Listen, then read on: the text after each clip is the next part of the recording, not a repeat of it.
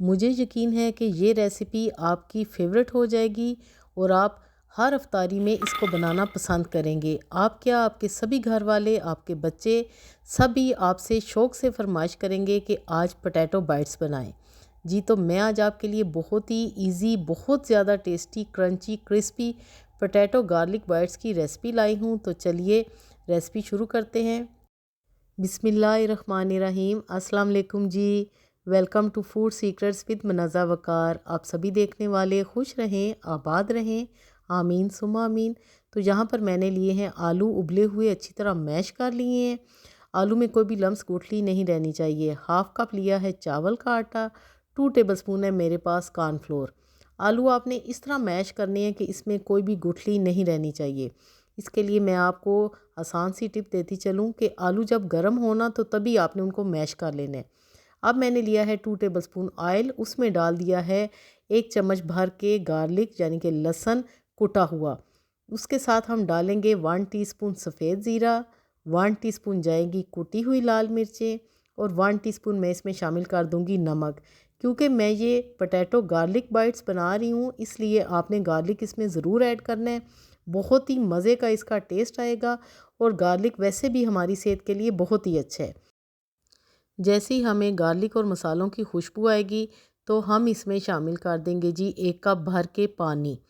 पानी आपने इसमें ऐड करना है, कोई दूध, कोई और चीज़ आपने इसमें शामिल नहीं करनी, ना ही कोई यखनी इसमें जाएगी, ना दूध जाएगा। बिल्कुल भी मुश्किल रेसिपी नहीं है, बड़ी जल्दी बन जाने वाली ये रेसिपी है। अब मैं इसमें शामिल करूँगी चावल का आटा। हाँ, ये बात मैं आपको बता दूँ कि आपने इस रेसिपी में चावल का आटा ही शामिल करना है, जिससे कि हमारी पोटैटो बाइट्स बहुत ज़्यादा क्रिस्पी बनेंगी। इसमें ना ही आपने सूजी डालनी है, ना ही बेसन, ना ही मैदा। तो ये देखें जी, हमारा मिक्सचर इकट्ठा होना शुरू हो चुका है और हमारा जो चावल का आटा था वो भी अच्छी तरह मिक्स हो चुका है। तो बस जी, जैसे ही ये मिक्सचर इकट्ठा होगा हम फ्लेम को ऑफ़ कर लेंगे। यहाँ पर हमारा बैटर तैयार हो चुका है, लेकिन अभी रेसिपी कंप्लीट नहीं हुई। आपने बिल्कुल स्किप नहीं करनी, बहुत ही ये रेसिपी इंशाल्लाह ताला आपके काम आएगी।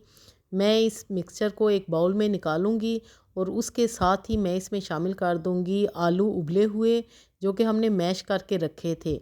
एक दफ़ा फिर आपको याद करा दूं कि आलू आपने अच्छी तरह मैश कर लेने हैं। आलू हम इसमें शामिल करेंगे और अच्छी तरह हमने जो मिक्सचर बनाया हुआ था ना, उसके साथ आलूओं को मिक्स कर लेंगे। ढेर सारा डालेंगे हरा धनिया, लेकिन हरा धनिया आपने धोकर अच्छी तरह फिर इस्तेमाल करना है। अक्सर ऐसा होता है कि बाज़ लोग बिल्कुल ऐसे ही धनिया को काट के डाल देते हैं, जो कि हमारी सेहत के लिए बहुत ज़्यादा नुकसानदेह है। जी, तो हमने अपनी सेहत का बहुत ज़्यादा ख्याल रखना है। अच्छी तरह मिक्स कर लेंगे और लास्ट में मैं इसमें डालूँगी 2 चम्मच कॉर्नफ्लोर के, जो कि शुरू में मैंने आपको बताया था। इस रेसिपी में मैदा बिल्कुल भी शामिल नहीं करना, नहीं तो मैदे का कच्चापन आपको फ़ील होगा और खाने में बाइट्स ज़रा भी टेस्टी नहीं लगेंगे। अब जी, हाथों की मदद से अच्छी तरह मिक्स कर लेंगे कॉर्नफ्लोर को और यहाँ पर हमारा बैटर तैयार हो चुका है कि हम इसकी जल्दी से बाइट्स तैयार कर लें। इस बैटर को मैं 2 हिस्सों में तकसीम करूंगी और इस तरह हाथों की मदद से आपने रोल कर लेना है। आप चाहें तो कटिंग बोर्ड पे भी रख के इस तरह इसको रोल कर लेंगे, जैसा कि आपको वीडियो में नज़र आ रहा है। बिल्कुल इसी तरह सारे स्टेप्स आपने फॉलो करने हैं। बहुत ही इजी रेसिपी है, बच्चे भी इसको इजीली बना सकते हैं।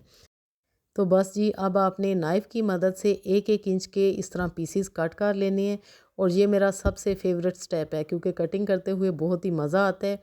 सारे पीसीस आपने एक जैसे कट करने हैं और फिर हाथों की मदद से आपने इसको शेप दे लेनी है, ताकि एक ही शेप के हमारे सारे बाइट्स तैयार हों। कढ़ाई में ऑयल गर्म हो चुका है। कभी भी ये बाइट्स आपने गलती नहीं करनी कि ठंडे ऑयल में डाल दें। ना ही बहुत ज़्यादा गर्म हो और ना ही बिल्कुल ठंडा हो, इस बात का आपने ख़ास ख्याल रखना है और एक एक बाइट करके आपने कढ़ाई में डालते जाना है। अभी आपने एकदम से इसको छेड़ना शुरू नहीं कर देना। जैसे ही 2 से 3 मिनट गुजरें फिर आपने इसको टर्न करना है हल्के हाथों की मदद से। तो माशाल्लाह ये देखें जी, कितना खूबसूरत इन पे कलर आया है और बहुत ही क्रिस्पी ये बने हैं।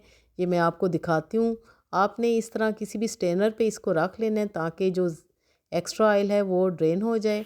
तो प्लेट में निकालते हैं। देखें जी, माशाल्लाह सुभान अल्लाह, बहुत ही ज़्यादा क्रिस्पी हमारी पोटैटो गार्लिक बाइट्स तैयार हो चुकी हैं।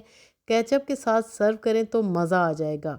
इंशाल्लाह ताला ये रेसिपी आप हर अफ्तारी में बनाना पसंद करेंगे, क्योंकि बहुत ही जल्दी बन जाती है और सबको बहुत ज़्यादा पसंद आएगी। तो जी बनाएं और इन्जॉय करें। इस दुआ के साथ आपसे इजाज़त चाहती हूँ कि अल्लाह पाक हम सब का दस्तरखान हमेशा वसी रखे। Thanks for watching. Okay then, अल्लाह हाफिज़।